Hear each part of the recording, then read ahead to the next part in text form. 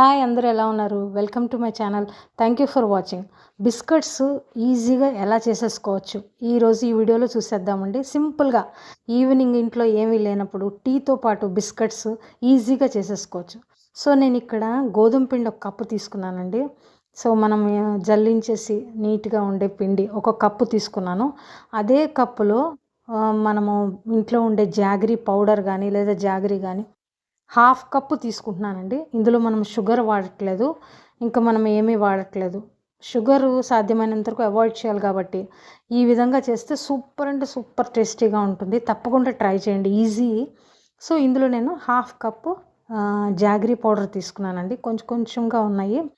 So అవి మిక్సీలో వేసేస్తే సో సమానంగా కలుస్తాయండి. చాలా బాగుంటుంది అది. మనము ఇందులోకి మనము నచ్చిన క్యాషూ నట్స్ అవి కూడా వేసుకోవచ్చు. నేను అవన్నీ వేయలేదు, ఓన్లీ యాలకులు మాత్రమే వేసానండి. ఇందులో నట్స్ కావాల్సిన వాళ్ళు నట్స్ కూడా వేసుకోవచ్చు. సో ఇవన్నీ ఒక్కసారి మనము మిక్సీలో వేసేసుకుంటే అంతా కలిసిపోయి ఈ విధంగా తయారవుతుందండి.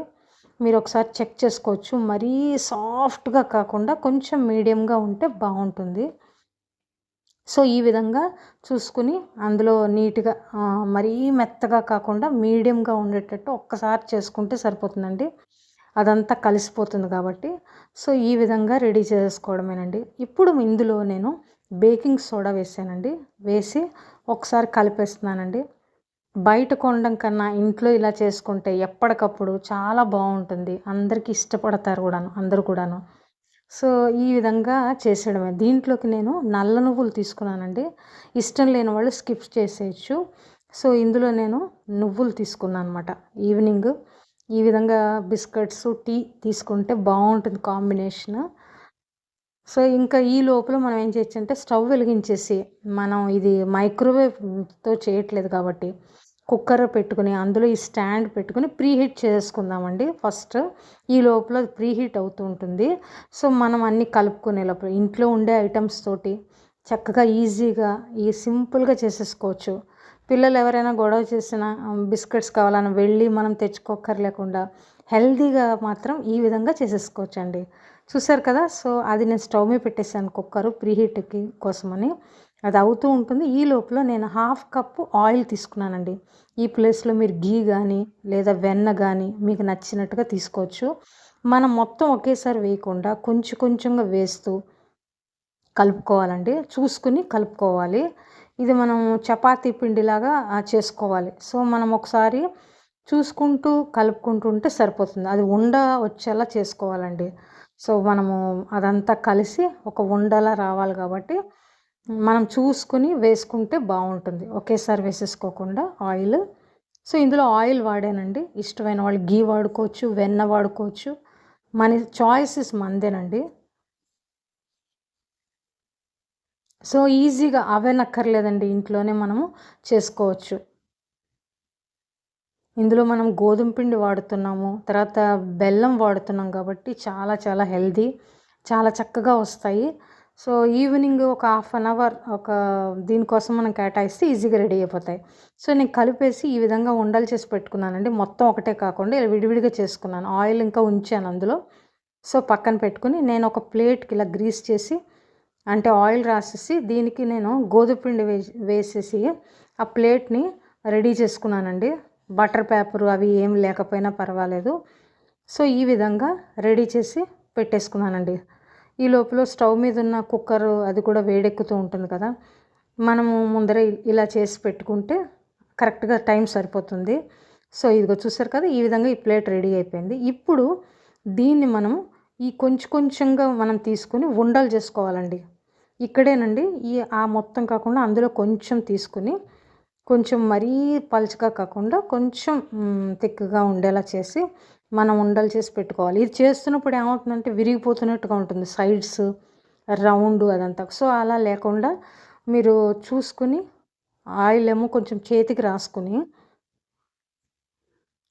చక్కగా ఈ విధంగా ఒకసారి చూసి రౌండ్ షేప్ వచ్చేలాగా చక్కగా చేసుకోవచ్చండి. సో నువ్వులు కూడా ఆరోగ్యానికి మంచిది కాబట్టి ఈ విధంగా ఈ బిస్కెట్స్ ఇలా చేసుకోవచ్చు, చక్కగా ఉంటుంది. అందులో వేడివేడిగా ఉంటే కూడా చాలా బాగుంటుంది. చాలా ఇష్టపడతారు. నువ్వులతో చాలా రకాలుగా చేసుకోవచ్చండి బిస్కెట్స్, వెరైటీస్.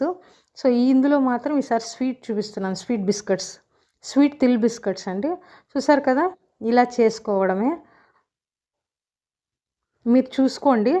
అవసరమైతే కొంచెము యాడ్ చేసుకొని మళ్ళీ ఒకసారి రౌండ్‌గా వచ్చేలాగా నీట్‌గా చక్కగా అంటే విరిగిపోకుండా ఉన్నట్టుగా చూసి ఒక్కసారి బాగా చేసుకున్నట్టయితే పర్ఫెక్ట్‌గా వస్తాయండి.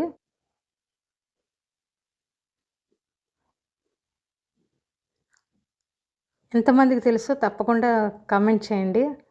ఈ రెసిపీ ఎలా అనిపించిందో కూడా తెలియజేయండి. చూసారు కదా! ఎంత నీట్‌గా చక్కగా సైడ్స్ అంతా ఒకసారి చెక్ చేసుకొని మనం ఈ విధంగా వన్ బై వన్ అన్నీ ఇలా చేసుకోవచ్చు. అవసరాన్ని బట్టి మీరు కొంచెం ఆయిల్ యాడ్ చేసుకోవచ్చండి. మన ఇంట్లో ఉండే ఆయిల్. సో, ఈ విధంగా నేను అన్నీ రెడీ చేసేసి ప్లేట్‌లో పెట్టేసుకున్నానండి.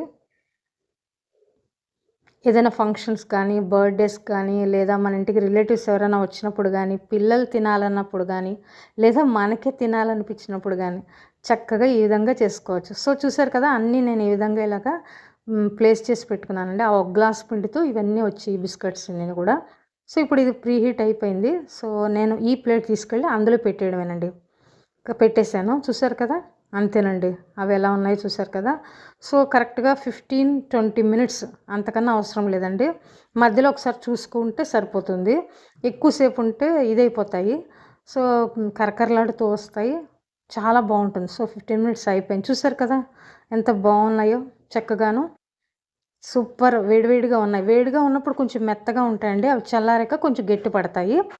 ఒక బయట పెట్టేసి ఉంచితే సరిపోతుంది. స్టార్టింగ్ మెత్తగా ఉంటాయి కొంచెము. తర్వాత చల్లారాక బావుంటాయండి. ఇవండి బిస్కెట్స్. మీ అందరికీ నచ్చితే తప్పకుండా లైక్ చేయండి, షేర్ చేయండి, సబ్స్క్రైబ్ చేయడం మర్చిపోవద్దు. బాయ్ అండి.